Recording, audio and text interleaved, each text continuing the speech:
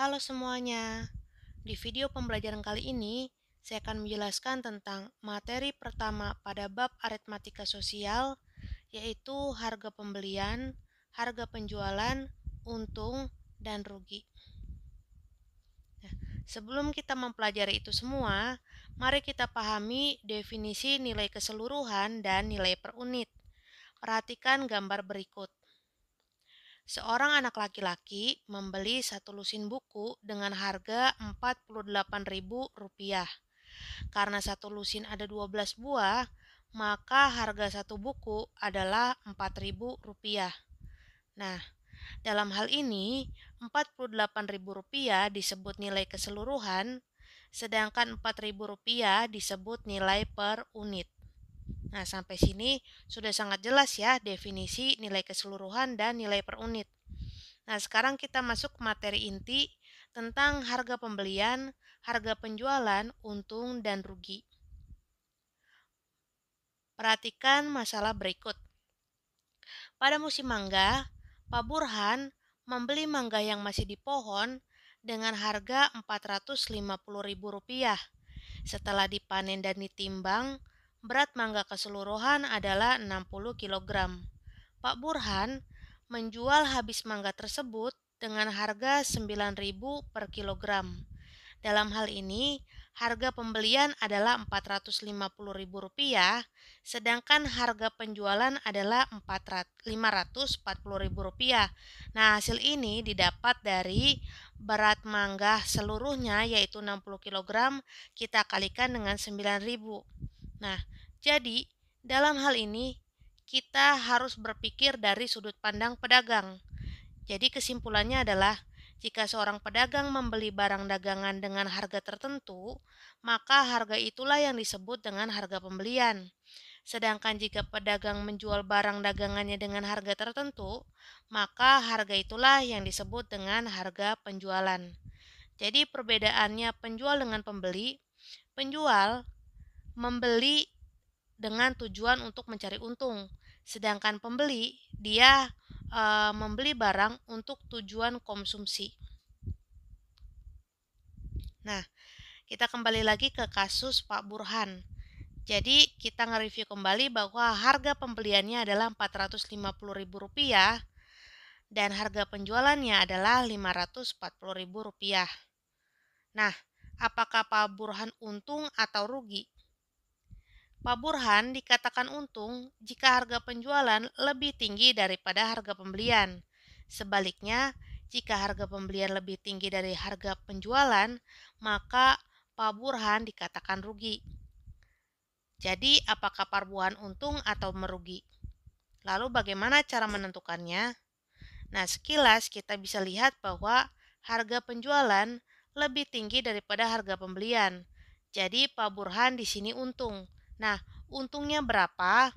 Maka kita cari selisihnya, yaitu dengan cara mengurangi harga penjualan dan harga pembelian, sehingga didapatilah bahwa untungnya adalah Rp90.000. Sehingga kita bisa menyimpulkan satu rumus, yaitu untung sama dengan harga penjualan dikurangi harga pembelian, lalu rugi adalah harga pembelian dikurangi harga penjualan. Nah, bagaimana kita menentukan persentase keuntungan dan kerugian? Nah, untuk menentukan rumusnya, kita bisa menggunakan perbandingan senilai atau materi yang sebelumnya pernah kita pelajari. Caranya seperti ini. Nah, kita membuat perbandingan senilai antara persentase keuntungan dengan persentase harga beli, lalu kita membandingkan keuntungan dan harga beli dengan satuan yang sama yaitu rupiah. Nah, kalau sudah kita selalu mengasumsikan bahwa harga beli adalah 100%. Nah, karena yang kita cari adalah persentase keuntungan, maka saya boleh memindahkan 100% ke kanan, sehingga kesimpulannya adalah persentase keuntungan sama dengan keuntungan per harga beli dikali 100%. Nah, dari sini kita juga bisa menyimpulkan langsung bagaimana cara mencari persentase kerugian. Nah, Kita bisa kesimpulkan bahwa persentase kerugian sama dengan besar kerugian dibagi harga beli dikali 100%. Nah, bagaimana cara mengaplikasikannya? Kita masuk ke contoh yang pertama. Pak Anwar membeli sepeda dengan harga Rp1.200.000. Kemudian dijual kembali dengan harga Rp1.500.000. Berapa persen keuntungan yang diperoleh Pak Anwar? Nah, kita bisa menggunakan rumus persentase keuntungan yang tadi. Nah, lalu kita cari apa-apa saja yang dibutuhkan, yaitu untung dan harga beli.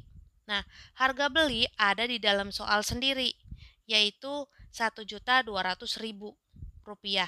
Nah, sedangkan untung tidak dinyatakan jelas di dalam soal sehingga kita harus menentukannya terlebih dahulu, yaitu dengan cara mengurangi harga jual dengan harga beli.